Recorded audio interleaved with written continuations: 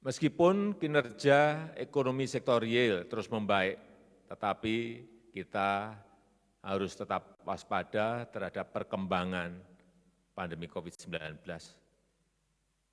utamanya varian Omikron, dan juga dinamika ekonomi global yang penuh ketidakpastian, kelangkaan pangan, kelangkaan energi, kelangkaan kontainer, kenaikan inflasi, kenaikan harga produsen. Saya kira persoalan-persoalan itu harus terus kita ikuti karena dampaknya pasti ada terhadap negara kita. Pandemi yang berkepanjangan betul-betul telah menimbulkan luka yang dalam bagi sektor-sektor tertentu.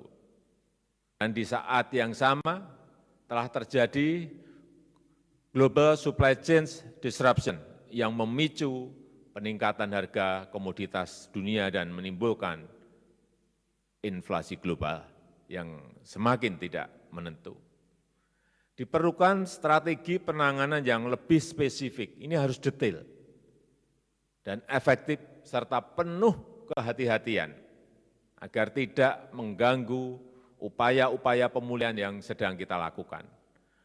Karena itu kebijakan dan instrumen pengawasan yang dikeluarkan OJK harus mampu mencegah meluasnya dampak pandemi COVID-19, khususnya terhadap perekonomian dan sektor keuangan, serta dapat membantu sektor informal dan UMKM agar mampu bertahan dan kita harapkan bahkan bisa tumbuh lebih baik dengan melakukan berbagai inovasi dan terobosan seperti tadi juga sudah disampaikan oleh Bapak Ketua OJK secara gamblang dan jelas. Saya mengapresiasi jajaran otoritas jasa keuangan yang dapat berkoordinasi dengan baik satu sama lain antara sektor jasa keuangan dengan sektor real harus saling mendukung dan saling menguatkan di saat-saat sulit seperti ini. Tanpa sektor jasa keuangan yang baik, perekonomian nasional tidak akan berjalan dengan baik dan berkelanjutan. Tetapi sektor jasa keuangan juga tidak bisa kuat tanpa didukung pergerakan sektor real.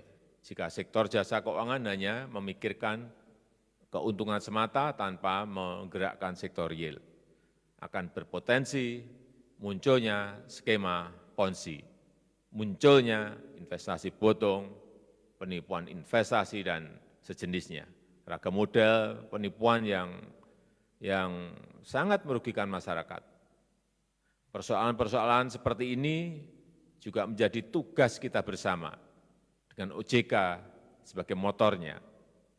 Di masa sulit pengawasan tidak boleh kendor karena pengawasan yang lemah akan membuka celah, membuka peluang bagi munculnya berbagai modus kejahatan keuangan yang ujung-ujungnya akan merugikan masyarakat.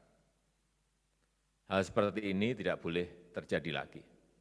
Hadirin yang saya hormati, kita tahu bahwa 99,9% pelaku usaha kita adalah pelaku UMKM.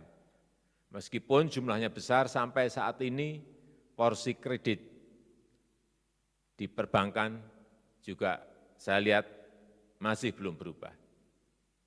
Masih ada di kisaran, sekali lagi ini sudah mungkin 3-4 kali saya sampaikan, di kisaran 20% saja. Oleh sebab itu, seperti tadi juga disampaikan oleh Bapak Ketua OJK, bahwa target kita di tahun 2024 bisa mencapai 30% porsi untuk UMKM kita. Dan untuk bisa sampai ke angka tersebut, kita tidak bisa mengandalkan pertumbuhan alamiah saja, diperlukan strategi yang harus dijalankan dengan terobosan dari sekarang dan diikuti oleh aksi-aksi yang serius, yang konsisten dan berkelanjutan. Tidak boleh lagi ada cerita misalnya akses kredit yang sulit, akses pembiayaan bagi pelaku usaha di sektor informal yang sulit, UMKM yang kesulitan mengakses permodalan, koperasi yang sulit mengakses permodalan, ini harus bisa kita permudah dan bisa kita percepat, sehingga memberikan peluang yang lebih besar bagi generasi muda yang memulai usaha dan juga UMKM untuk mengembangkan usaha atau memperbesar skala usahanya.